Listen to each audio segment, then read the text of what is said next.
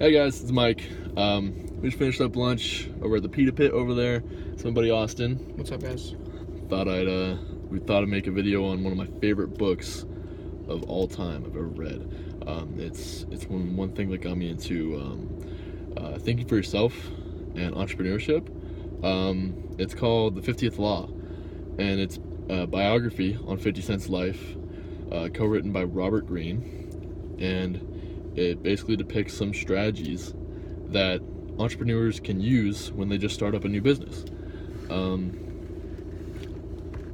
let's go right into the summary. At the beginning of 50 Cent's life, he did not have his parents around.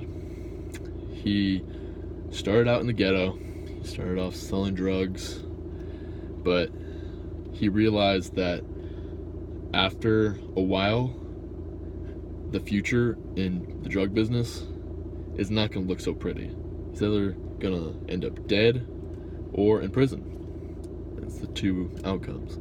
So he moved to the rap game, which didn't work out at first, but he then made a killer amount of money off of that. We all know 50 Cent's very rich. If you guys ever follow him on social media, you'll see that. He's not actually bankrupt. He's not actually bankrupt, that's for sure. And so let's just go into the first topic. First topic that I want to talk about, which I really liked, one of my favorite topics within the book, is knowing your environment.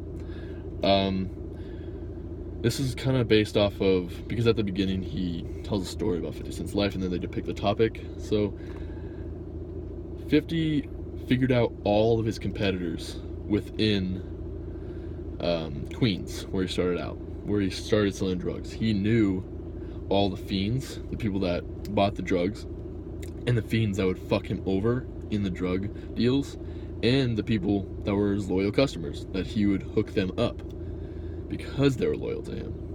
That's how he kept his customers. And he also knew his competitors. Like he knew the people that were going up against him and knew that they could take out him at any moment, or he could take out them, depending on who has more power. And so yeah, knowing your environment is very important, not just within that. It's important within anything you do in business. You know, like if you're starting out a new job, say you're like a new accountant, you know, you gotta figure out what the social setting is, you know, who you can fuck over, who you can fuck over for your own benefit. I don't believe in fucking over people for just shits and giggles to make a laugh, but and who can get your work done, who not to fuck over. Your boss, the important executives, the directors, don't fuck those guys over, you'll lose your job. But let's move on to the next topic. One that I think we can both relate on this is cutting people out if necessary.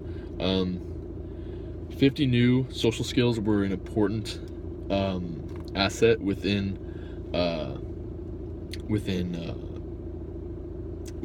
the ghetto. He knew that he had to know all of his competitors and all of his customers, and he had to know the people that he trusted. He needed to keep those people close, and the people that he didn't trust fully, keep them out of his inner circle. And also, when you're starting up, you got to know who's going to understand what you're doing. You know, when you sometimes have to cut people off when you're starting something new and they just don't understand it. Like, for example, when 50 Cent was going into the rap game, he cut all ties with the street. He used that as an incentive to push him in the rap game. So he put all of his work into that, so he didn't have to deal with all the business of drug dealing. But he lost a lot of respect in the ghetto and the streets. So a lot of people did not understand him. They're like, why are you leaving this? And he knew that he'd either end up in prison or dead. But at the beginning, people will not understand you. Do you have any thoughts on that? Yeah, so basically, if you plan on getting further ahead in life than you are now, and the people that you're around don't plan on that, they just plan on, going to college, get a job, work for 50 years, retire, then they're not going to understand. That's scary, by the way. Yeah, they're not going to understand the journey that you're on. Let's say that you're like that you spend a lot of your time learning, reading about, whatever you're interested in, like a certain business, a certain activity, a skill. You put a lot of time into it, and you put a lot of effort and work, and a lot of people won't understand, and people might say, oh, you're wasting your time, or, you should go out and do this, have fun, but they don't understand that that's something that you enjoy doing, so that is fun, and people will be like, they'll put down your effort, Mm-hmm. if they're jealous, if they can resent you, Yeah.